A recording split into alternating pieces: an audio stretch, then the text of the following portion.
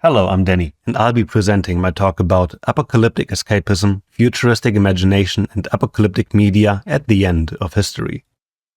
Apocalypses are convenient. Fantasizing about how asteroids, the zombie supervirus, or madmen with nukes destroy humanity might be more comfortable than the more realistic prospect of slowly rotting away through bleak and boring decades of ever-decreasing living standards. But now that our pop culture is more saturated than ever with highly aestheticized doomsday scenarios and equally stylized post-apocalyptic hellscapes, I want to ask, why are we drawn to the catastrophes that end life as we know it at the exact time when this life as we know it becomes the catastrophe? Is it some ironic kind of escapism? Or was Walter Benjamin right when he declared that humanity's self-alienation has reached a point where it can experience its own destruction as an aesthetic pleasure? The very word apocalypse might lead us to a first answer. In Old Greek, apocalypsis means a revelation, a great unveiling, and is used as such in the final book of the Bible too, in John's book of Revelation, or Apocalypse. This biblical kind of apocalypse is supposed to appear as a revelation or great truth at the end of earthly history to elevate us from the end times to something beyond it, to salvation and the kingdom of God. But it turns out that the apocalypse is yet to come, and we are to remain in the end times. While the biblical apocalypse seems to be infinitely postponed, we started referring to any potentially world-ending scenario as apocalyptic. And complementary to the dread, I would argue, resonates a bit of the old hope that destruction brings with it a historic break with the old order of the end times. Back in 1958, the philosopher Günther Anders reflected on this desire and proposed a distinction between the apocalypse and a mere catastrophe, or what he calls naked apocalypse. The task we are confronted with today, he writes, is thinking the concept of the naked apocalypse, that is, the apocalypse that consists of mere downfall, which doesn't represent the opening of a new, positive state of affairs. For Anders, the threat of nuclear holocaust posed such a catastrophe without revelation, one that would leave behind only ashes. He goes on to say that this threatens our very concept of history, which was always one of inevitable progress, first as a remnant of Judeo-Christian eschatology, then as modernity, then as the promise of capitalism. To imagine a mundane catastrophe that doesn't open a new door when it closes one remains counterintuitive, or at least uncomfortable to think. The biblical concept of the end times, a time when history has culminated but true redemption remains postponed, has enjoyed a revival in the notion of the end of history. The political scientist Francis Fukuyama coined the term in the early 90s after the fall of the Soviet bloc.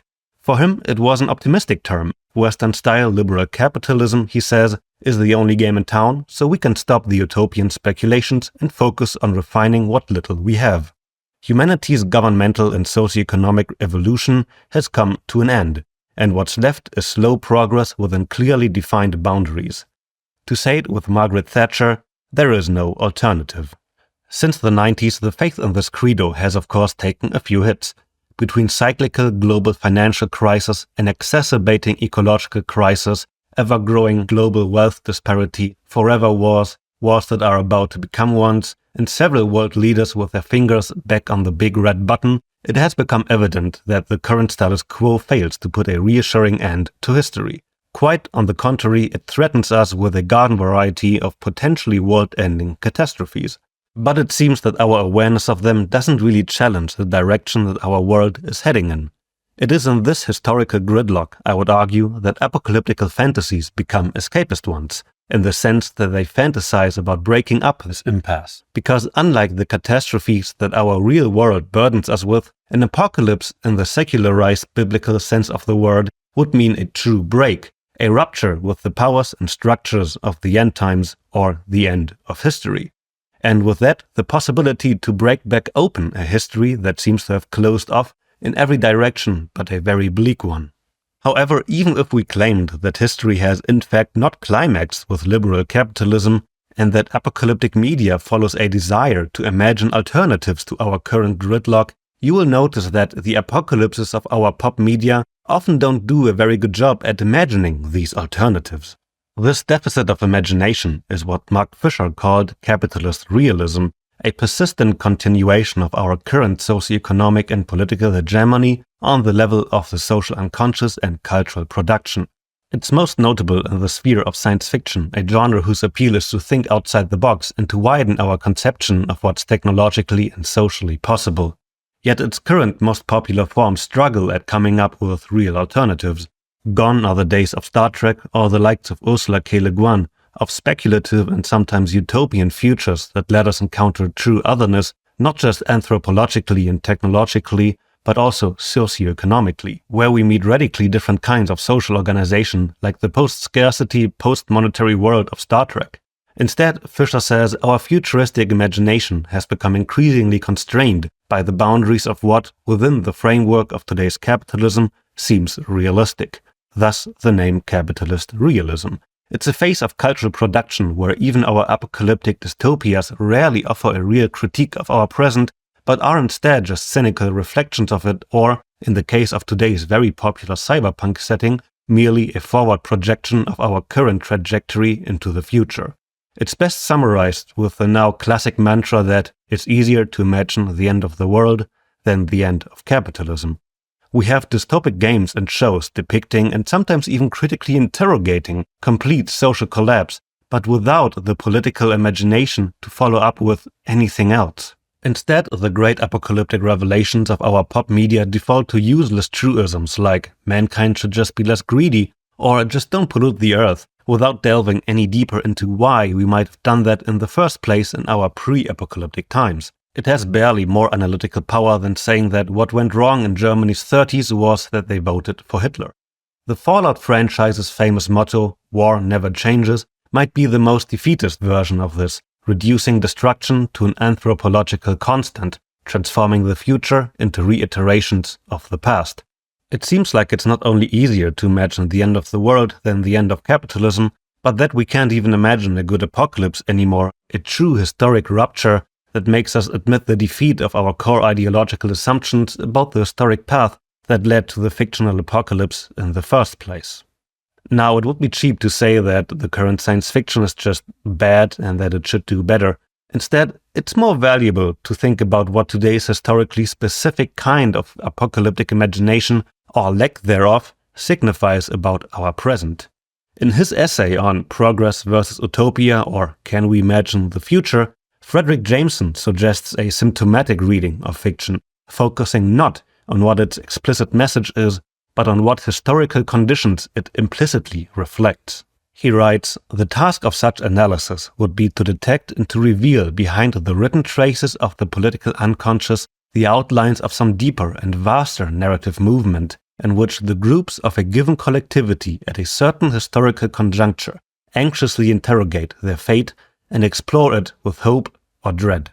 Works of science fiction in particular, Jameson writes, represent a symptom of a mutation in our relationship to historical time itself. So the specific ways in which we can or cannot imagine specific futures reveals something about how our shared hegemonic notion of history is changing.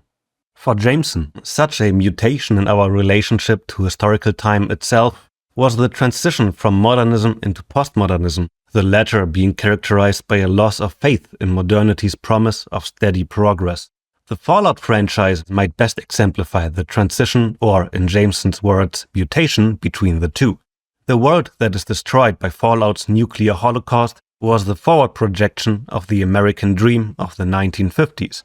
It was a thoroughly modern utopia, or at least the promise of one, saturated with historic optimism.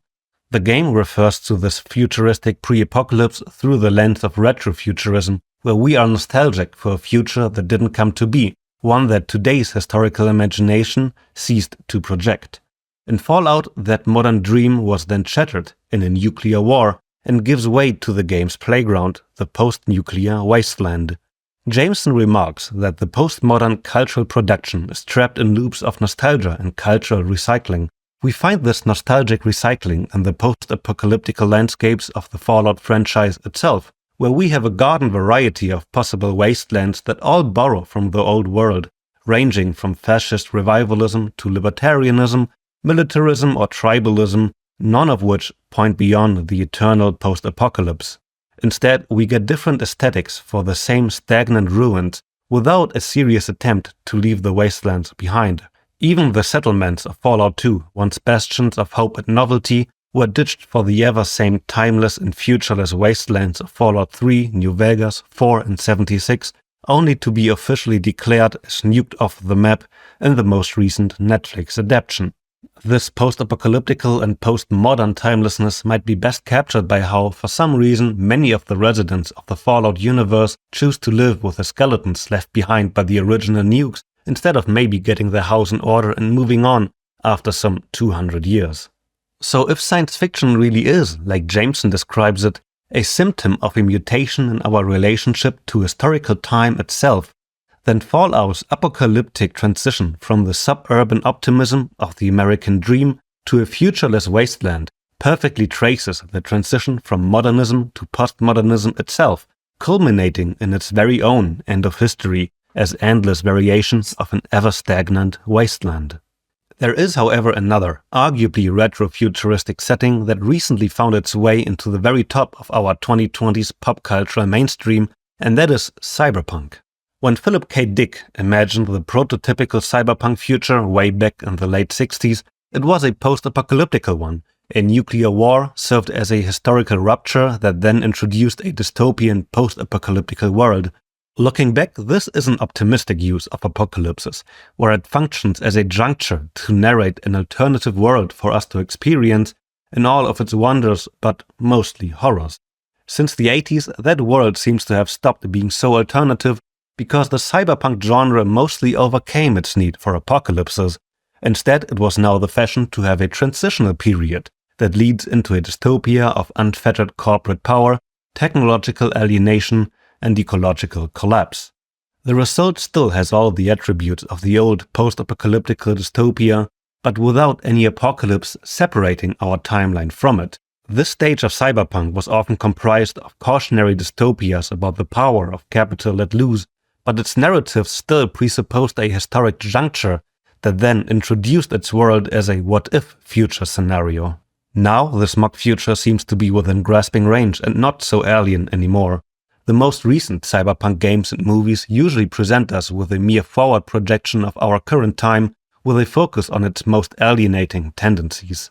There is no historic moment of disaster and no decisive wrong choice to be made that separates us from its world, only a short span of time, shortly to be traversed by the self-propagation of capital. Having replaced its critical core with an anticipatory one, the average cyberpunk setting now is a neon-lit extrapolation of the excesses of neoliberalism, maybe with a bit more tech. But as you might have noticed, the genre is not one of grimy doomerism. Sure, its setting is de facto one of rampant poverty, extreme inequality, and environmental devastation, but it's very rare that a game or movie presents us with a dystopic hellscape that is not still stylish and somewhat appealing, with badass characters that have not only adapted to their environment, but find enjoyment in it. Rosa Janis speculated on the enjoyment presented in this new phase of cyberpunk. It would be cool, she wrote, to have cyber augmentations to balance out the horrific poverty and ecological catastrophe that we are actually facing, instead of just rotting away in the mediocrity of capitalism. Cyberpunk offers this kind of aestheticization, and it's far from being politically neutral in doing so. It gives us a world that is really not that qualitatively different from ours, mostly just the same but worse, and then gives it a cool coating that trivializes its horrors and depicts it as just another playground for us to enjoy.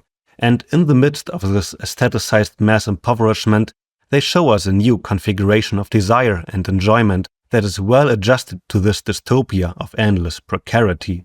This kind of survival is often comprised of hyper-individualist acts of pulling yourself up by the bootstraps to live a life slightly elevated over the filth of the earth. But if you accept that premise and learn to appreciate the beauty of the dirty neon lights, you can enjoy the post-apocalyptical spectacle.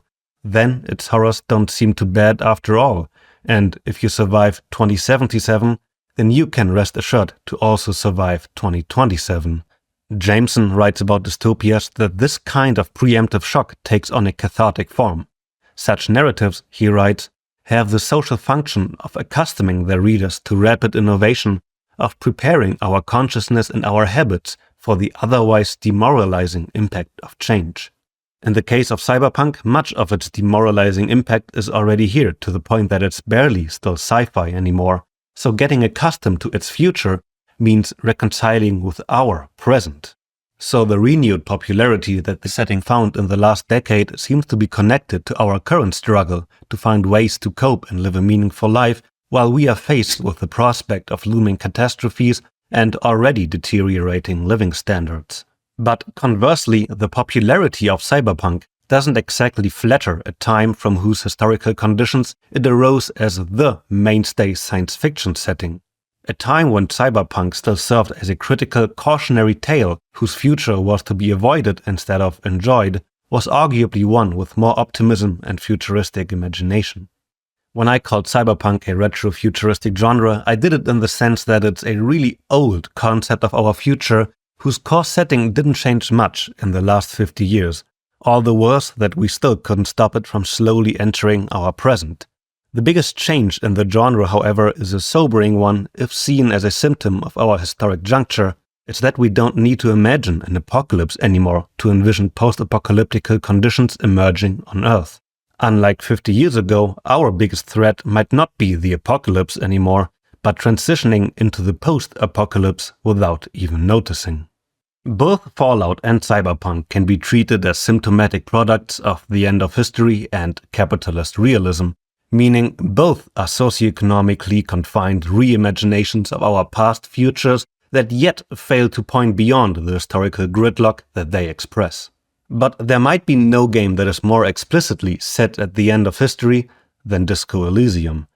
Revachol, the stage of the game, is a city where, to quote our in-game companion, every school of thought and government has failed. After an international coalition cracked down on its communist uprising, Revachol effectively underwent a post-Soviet shock therapy that left it in a privatized laissez-faire state at the mercy of financial colonists. Now poverty is rampant, children are doing crack behind the hostel cafeteria, and corporate-hired death squads are shooting unionists on the town square. At the same time, the world of Elysium is slowly rendered uninhabitable by the Pale, a mysterious force that is reminiscent of our world's global warming. What we end up with is a setting that is arguably both post- and pre-apocalyptic at the same time. The past disaster of the failed revolution left the city a ruin, while the coming apocalypse draws closer every day. It's in this setting that our protagonist, a late-stage alcoholic cop, wakes up from a botched suicide attempt.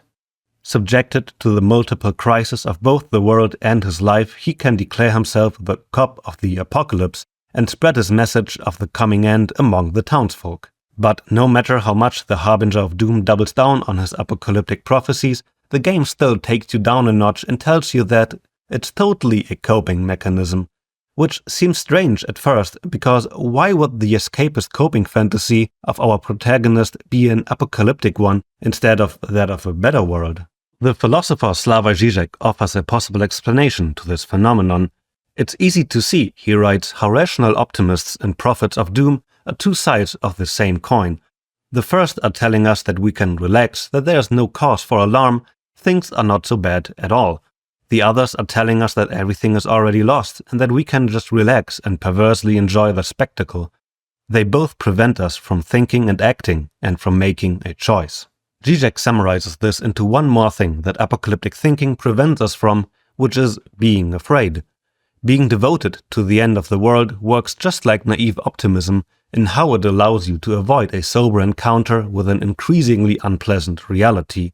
Preemptively assuming an apocalypse that is neither quite there yet nor fully unpreventable avoids the feelings of anxiety and powerlessness about what is actually coming and about what of it is already here today. That might be our detective's coping mechanism as well as our own cathartic experience with apocalyptic media. Disco Elysium, however, subverts this all-too-convenient way of consuming apocalyptic media by deliberately placing its events in a pre-apocalyptic world that shares many of its horrors with ours, and by poking fun at a protagonist that is equally obsessed with apocalypses as we and our current pop culture are. Disco Elysium is an anti-escapist game in how it interrogates that desire instead of gratifying it in apocalyptic spectacularism.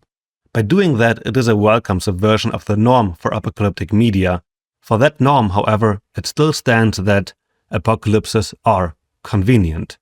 at least in the ways they are most prominently displayed and consumed in our 21st century pop media, because most apocalyptic fantasies are secretly optimistic. In practice, we won't get off so lightly with a big abstract flash. Instead, it is far more likely that we will be facing a slow decay of living standards on an increasingly uninhabitable planet, a tendency that we have arguably already entered, and to which our apocalyptic media owes a good part of its recent popularity. The apocalyptic fantasy, to return to Günther Ander's dualism, is one where only the apocalypse that ends life as we know it can stop the catastrophe that has become life as we know it. In reality, of course, not everything is lost yet, and it's called an apocalyptic fantasy for a reason.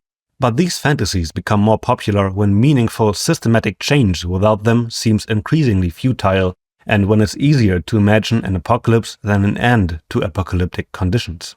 Within that belief, apocalyptic fictions become escapist ones when the very notion of a break, even as a collapse, is deemed emancipatory. But that also means that we can appreciate the speculative potential of apocalyptic fantasies to serve as catalysts for futuristic imaginations, maybe more so than any other genre of science fiction. After all, some of its appeal, as the meme goes, is to serve as a clean slate and blank screen to project our political desires on. It is all the sadder that this potential remains largely untapped, and that our current social ability for futuristic imagination seems mostly restricted to socio-economically confined reiterations of the same gridlock that the apocalyptic desire wants to break out from. If our mainstay apocalyptic fictions serve as a canary bird for what is socially imaginable at a specific historic juncture, then ours is not having a good time. What is possible to imagine, though, is a kind of media, and game in particular, that is self-aware of the desires that apocalyptic and post-apocalyptic fictions accommodate. We have seen a version of that in Disco Elysium, a game that gives you the freedom to devote yourself to the coming apocalypse while also critically interrogating your enjoyment in doing so. Instead of aestheticizing the apocalyptic spectacle, it demythologizes it down to the fantasy that it is.